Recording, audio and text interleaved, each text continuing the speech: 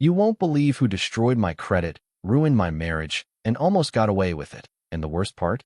My wife wanted me to stay silent. I never imagined I'd be in my 30s, married, stable, and still have to rebuild my life from scratch because of something my own family did. Or at least, the family I married into. It started with a ping from my credit monitoring app on a random Thursday morning. I was at work, sipping coffee, half listening to my coworker talk about his fantasy football draft when I glanced down at my phone. My credit score had dropped over 100 points overnight. My heart skipped. I thought it had to be some sort of mistake. I've always been careful, paid every bill on time, never carried debt outside my car loan. I opened the app, expecting a glitch or maybe some minor fraud I could fix quickly. But what I saw didn't make sense. 2 maxed-out credit cards I'd never opened. A loan application in my name for nearly $20,000, marked in review. The pit in my stomach started to grow. I called the bank immediately. After 40 minutes on hold, a rep finally confirmed that the credit cards were real, opened under my name and social security number, and tied to my home address. Same with the loan. And just like that, panic hit me full force. When I got home that night, I was a mess. My wife, Amanda, was on the couch scrolling through her tablet. I told her everything: credit drops, new accounts, the loan. At first, she looked confused. "That's insane," she said. "How is that even possible?" Exactly what I thought. But I couldn't stop thinking about the address being tied to the applications.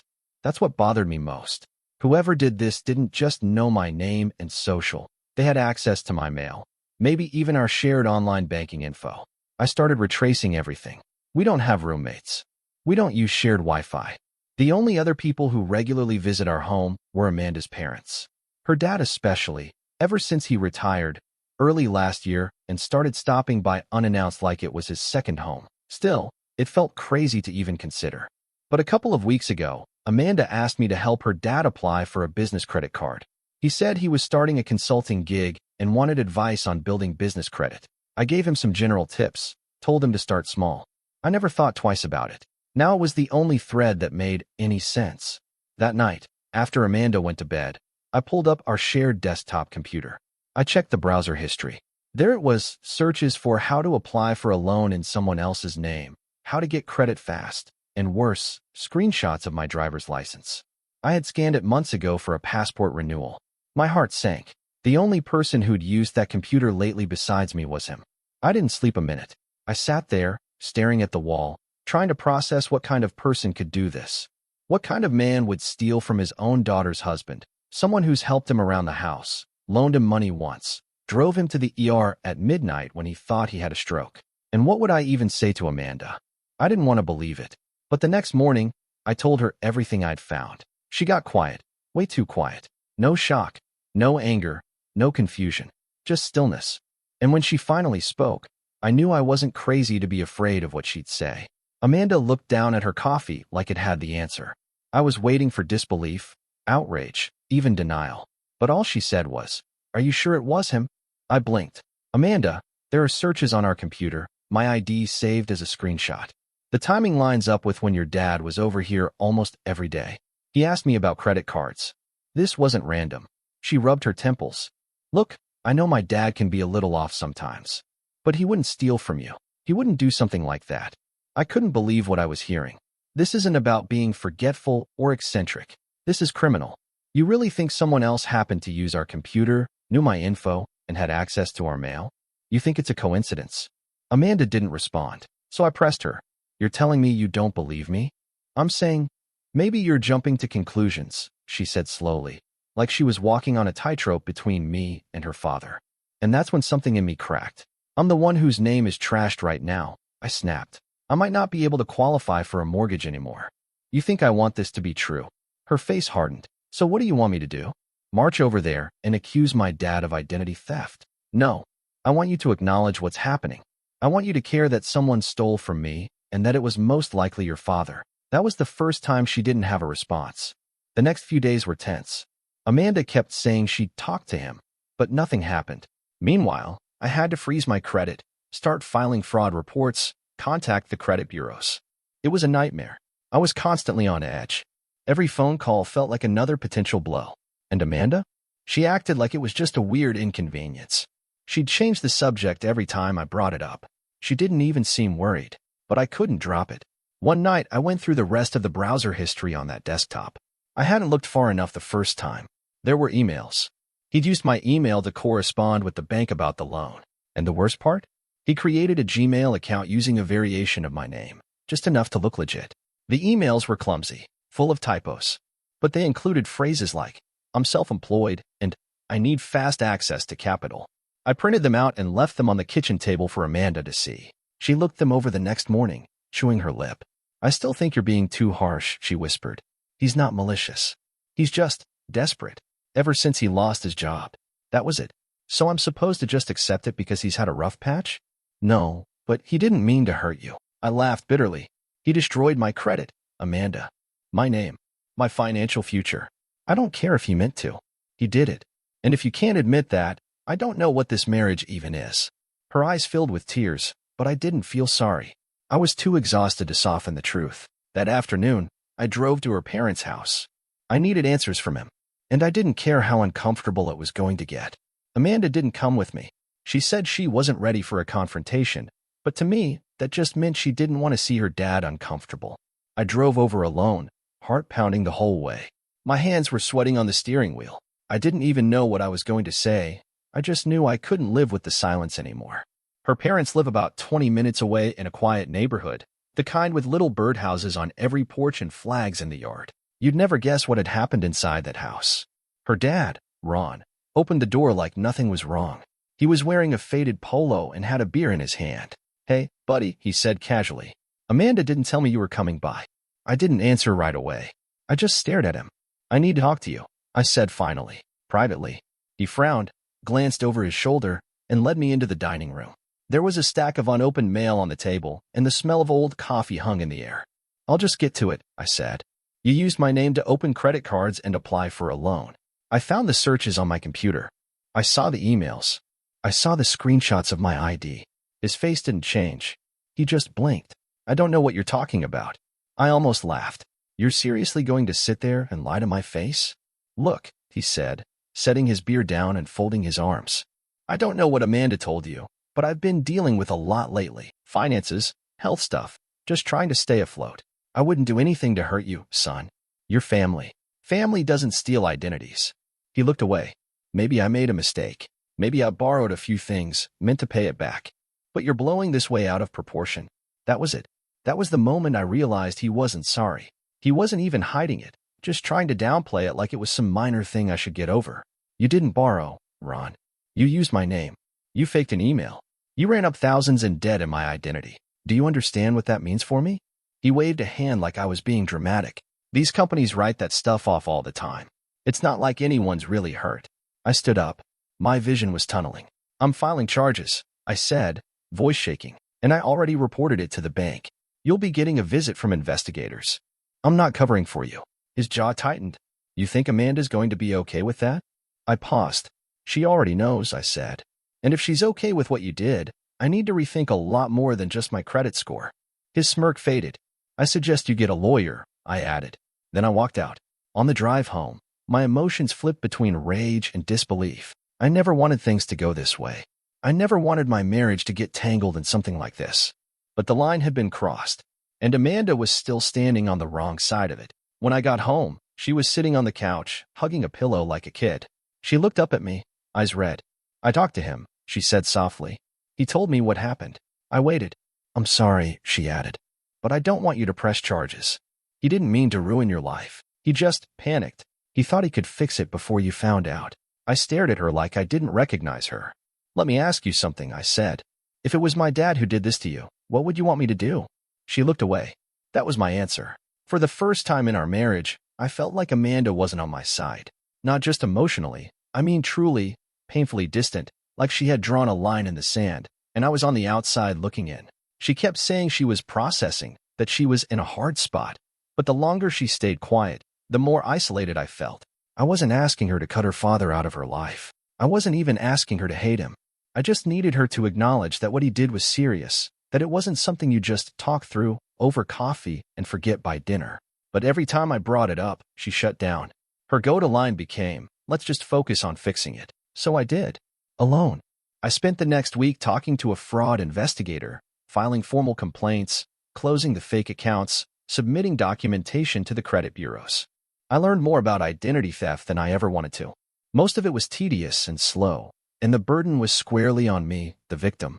Meanwhile, Ron hadn't called, hadn't apologized, hadn't lifted a finger to make things right. Not even an email. But what really got me was that Amanda didn't seem to expect anything from him either. It was like she had already moved on. One night I came home to find her on the phone, laughing. The voice on the other end was unmistakable, her dad. I stood in the doorway, stunned. She noticed me and quickly ended the call. "We were just talking about Mom's birthday," she said, almost guiltily. I didn't bring up the credit stuff. I sat down across from her, trying to keep calm.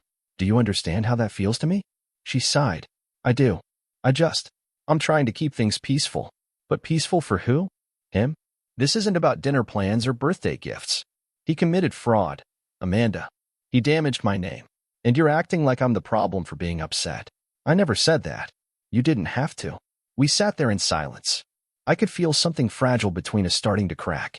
Later that week, I got a letter in the mail from one of the credit card companies confirming that after their investigation, they'd removed the account from my report. That small one should have felt like relief, but it didn't. All I could think about was how I had to fight that battle by myself, while the person who caused it was out there drinking beer on his porch like nothing happened. Amanda noticed the letter. "That's great," she said flatly. "So it's getting fixed." And that's when I realized she thought that was the end of it. Problem solved. Let's move on. But what she didn't see was how much deeper the damage went. It wasn't just about numbers on a credit report. It was about trust, about how I could never look at her father the same way again, and maybe not her either. One evening, as we were getting ready for bed, I said something I'd been holding in. "I'm thinking about staying at a hotel for a bit, just to clear my head." Amanda froze, toothbrush in hand. "What? Why?" "Because I don't feel like I have a partner in this. I feel like I'm just managing a crisis while you pretend everything's normal." She looked hurt, but she didn't try to stop me. I packed a bag the next morning. No dramatic goodbyes. Just a quiet, "Text me if you need anything," and the soft click of the door behind me. I didn't know how long I'd be gone. I just knew I couldn't heal in a house where the person I loved most was trying so hard not to choose. I booked a room at a modest hotel a few miles from home, nothing fancy, just quiet. The kind of place where nobody asks questions, and the hallway carpets always look a little tired. But for me, it felt like a reset button, a space where I could breathe without second-guessing every conversation, every look, every silence. The first night there, I just sat on the edge of the bed, staring out the window. I wasn't angry anymore. I wasn't even hurt. I was just empty. I never imagined that something like this could shake a marriage. But it wasn't the fraud alone that did it. It was the way Amanda handled it, or didn't. It was the way she made me feel like I was the one rocking the boat by standing up for myself. She texted me the next morning. "I miss you. Can we talk?" I didn't reply right away. I needed time, and I meant that. That day, I had a long conversation with the final credit card company. They were still investigating, but they admitted they found inconsistencies in the application, things that pointed to fraud. It was moving in the right direction, but it would still take weeks to fully resolve. My credit score was still low, and I'd likely have to live with that scar for a while. I'd be paying higher interest on everything, and good luck trying to refinance anything soon. All thanks to someone who didn't even think he did anything wrong. And still, no apology. Later that afternoon, I checked my email and found a message from Amanda. It was long. The subject line was just, "I need to say this." She wrote about how torn she felt, how growing up, her dad had always been her rock, stern, yes, but dependable. She admitted that his behavior over the last year had changed. He'd grown erratic with money, quick-tempered, and dismissive whenever she brought up boundaries. She said part of her had suspected something wasn't right even before I confronted her with the evidence. But she didn't want to believe it, not about her own father, so she froze. Tried to wish it all away. She ended the message with, "You didn't deserve to carry this alone. I'm sorry for how I handled it. I want to fix things, if you're still willing to let me." I stared at those lines for a long time. There was a knock at the door. I wasn't expecting anyone, so I opened it cautiously.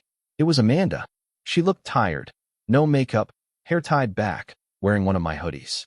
She just stood there for a moment like she didn't know what to say next. "I didn't come to beg," she said. "I just wanted to look you in the eye and tell you that I messed up." I let her in. We sat across from each other on the edge of the bed, legs barely touching. She reached for my hand, and for the first time in days, I didn't pull away. "I can't make excuses for what he did," she said. And I'm done defending him. I talked to a lawyer. I want to help you go after him, if that's what you choose. I didn't respond right away, but something in me softened. Maybe it was the way her voice cracked. Maybe it was the fact that, finally, she was standing beside me instead of behind him. Thank you, I said. That means a lot. And I meant it. The next few days were cautious, quiet. Amanda stayed at the hotel with me for a night, and we talked more in those hours than we had in weeks. Not just about her father, but about us. About what trust looks like when it's been tested, and what it takes to rebuild something that's been shaken. She was different now. I could see it in the way she listened. Not to respond, not to defend, but just to understand. I hadn't seen that in her for a while. And slowly, I started to let my guard down. We made a plan. Amanda was going to speak to her father again, this time with no soft edges.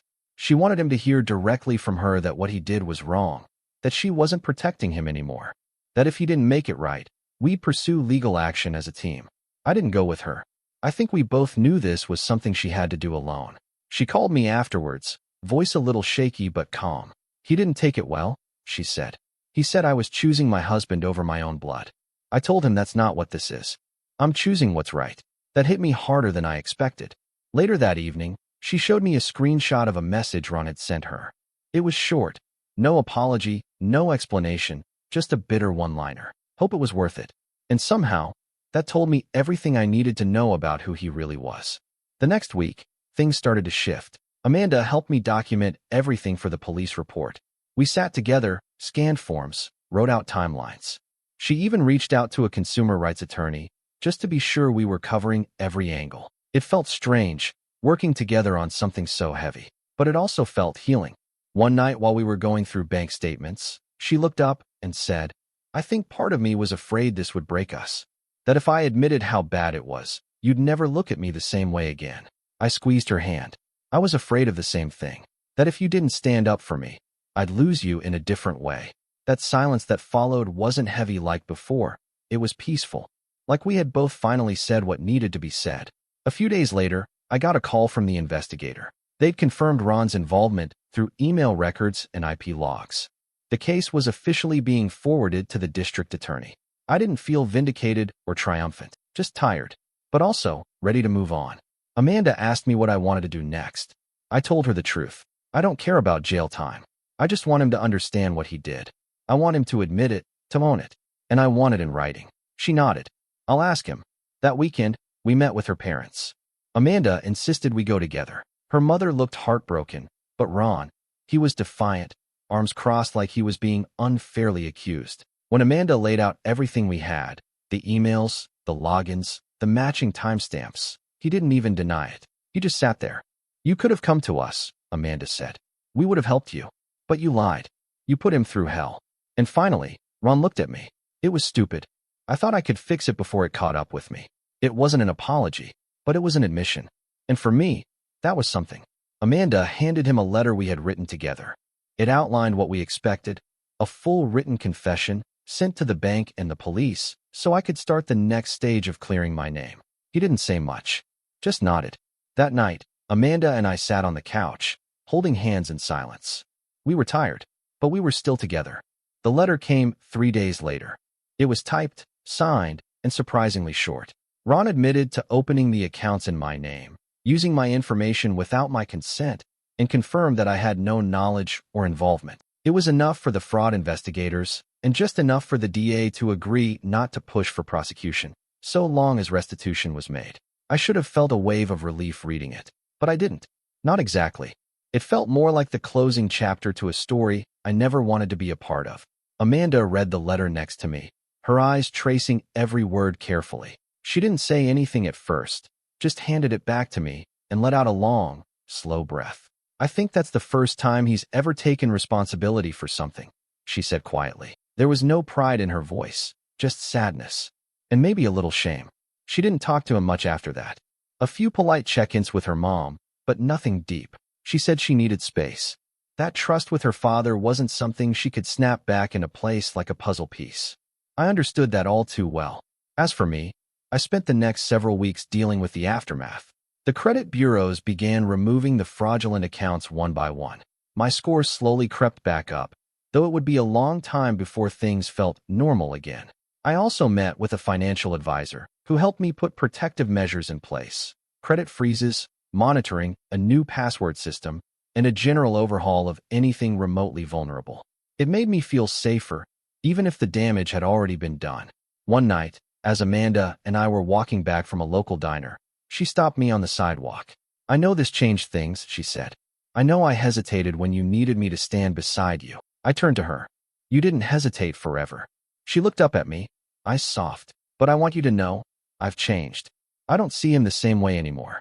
I used to think being loyal to family meant protecting them no matter what. But now I know it means protecting what's right." That stuck with me. Maybe more than anything else she said. We walked the rest of the way home in silence, hand in hand. It wasn't some big moment of victory or closure, just quiet understanding. Peace after the storm. But of course, storms leave behind debris. Some things still lingered. Some days I felt completely fine. Other days, I get a random email from a lender or a fraud alert that spiked my anxiety. Healing isn't a straight line. What mattered, though, was that Amanda stayed in it with me. She didn't disappear when things got quiet again. She didn't shut down. She asked questions, listened, showed up. We even started seeing a couples counselor, not because we were on the verge of falling apart, but because we didn't want to go numb after surviving something that easily could have broken us. During one session, the therapist asked me, "What do you think you needed most from Amanda when all of this started?" I thought about it for a moment, then said, "To be believed, and to feel like my pain mattered as much as her father's dignity." Amanda didn't cry. She just nodded. And in that moment, I knew she got it. Summer turned into fall, and life slowly started to resemble something normal again. The wounds were still there, but they weren't bleeding anymore. More like faded bruises, still sensitive, but no longer controlling every moment. Amanda and I took a short trip to the mountains in October. Just a weekend escape. It wasn't some grand, let's reconnect kind of thing. We just needed fresh air, space, and silence that wasn't heavy. We hiked, sat around a fire pit, barely talked about the past. And that, honestly, felt like progress. I didn't realize how much I had missed her laughter until I heard it echoing off the trees again. Light, unburdened. That sound had been absent from our lives for months. But in those woods, it returned like an old song I forgot I loved. When we got back home, things didn't magically resolve. We still had awkward conversations. There were moments when I caught myself flinching every time I saw a letter from a bank. And Amanda still hesitated sometimes when her mom called, always checking the caller ID first, like she wasn't sure if her dad would be on the other end. But we kept moving forward, inch by inch. One night, I got an envelope in the mail from the last of the creditors. Inside was a formal statement. The fraudulent activity had been removed, my account cleared, and the inquiry blocked from my report. There was a finality to it that I hadn't expected. Amanda saw me holding the letter and came over. "Is that the last one?" she asked. I nodded. She didn't say much, just leaned her head on my shoulder. Later that evening, she brought out an old shoebox filled with photos and keepsakes. Things from our wedding, early vacations, little mementos I had forgotten about. She handed me a photo of us from our first road trip, sitting on the hood of a rental car, grinning like fools. "I want to go back to that," she said softly. "I do too," I said. "But maybe we don't go back.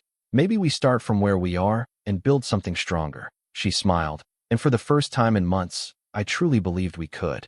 There were still questions about her father, how to navigate holidays, birthdays, or the occasional pressure from her mother to let bygones be bygones. Amanda didn't force anything. She respected my boundaries, and I respected that the tension was hard for her too. We agreed on one rule: no contact unless it was mutual, honest, and on our terms. I appreciated that, more than I could say. A week later, Ron sent Amanda a text. It wasn't aggressive or bitter this time. It simply said, "I'm sorry. I know I don't deserve your trust back. I hope someday I can earn a piece of it." She showed it to me. We didn't reply. Maybe we would someday. Maybe not. But right now, our focus was on each other, on rebuilding something that had been cracked but not broken. That night, we lay in bed in comfortable silence. Amanda reached for my hand and whispered, "Thank you for not walking away." I turned to her. "Thank you for finally standing with me." And just like that, the silence between us became something warm again. Time didn't erase what happened, but it gave it shape. It became something we could look at from a distance, not something that loomed over us every day. And in a strange way, it became a mirror. It showed us who we were when things got hard, who we became under pressure, and how deep our connection really ran when it was tested. We eventually moved, not because we were running from anything, but because we were ready for a new chapter.